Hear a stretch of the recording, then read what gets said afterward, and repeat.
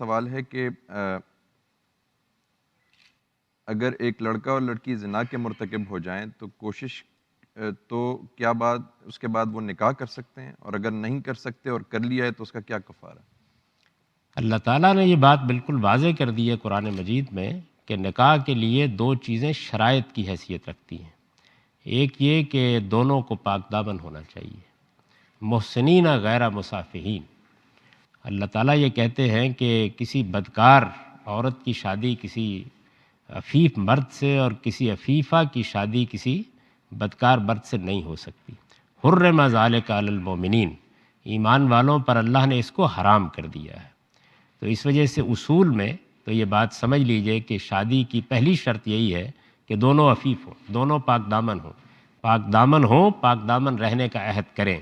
اس کے بغیر شادی کے ادارے کے کوئی معنی نہیں بنتے۔ دوسری شرط یہ ہے کہ شوہر نان و نفقے کی اخراجات کی ذمہ داری اٹھائے اور اس کے ٹوکن کے طور پر مہر ادا کرے۔ تو یہ دو شرائط ہیں جن سے اسلامی شریعت میں نکاح ہوتا ہے۔ اب جو سوال پیدا ہوتا ہے وہ یہ ہے کہ اگر کسی آدمی نے اس طرح کا کوئی معاملہ کیا ہے یا اس کی پہلی زندگی اچھی نہیں رہی تو اس کی دو شکلیں ہیں۔ ایک صورت یہ ہے کہ وہ قانون کی گرفت میں آ گیا، اس کے اوپر سزا کا نفاذ ہو گیا، کسی مسلمان معاشرے میں اس کو بدکاری کا مجرم قرار دے دیا گیا، یعنی بدکاری گناہ سے آگے بڑھی اور جرم کے درجے میں پہنچ گئی اور پھر وہ ریاست کی گرفت میں آ گیا۔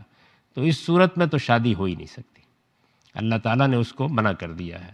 یعنی اگر کسی کو اس جرم میں سزا مل گئی ہے تو پھر فرمایا ہے کہ جس سے اس نے یہ معاملہ کیا ہے یہ شادی بھی اسی کے ساتھ ہوگی، کسی عفیفہ کے ساتھ اس کی شادی نہیں ہو سکتی، نہ مرد کی نہ عورت کی۔ لیکن اگر معاملہ قانون کی گرفت میں نہیں آیا تو پھر وہ اپنے آپ کو پاک کرے، اور پاک کرنے کا طریقہ کیا ہے؟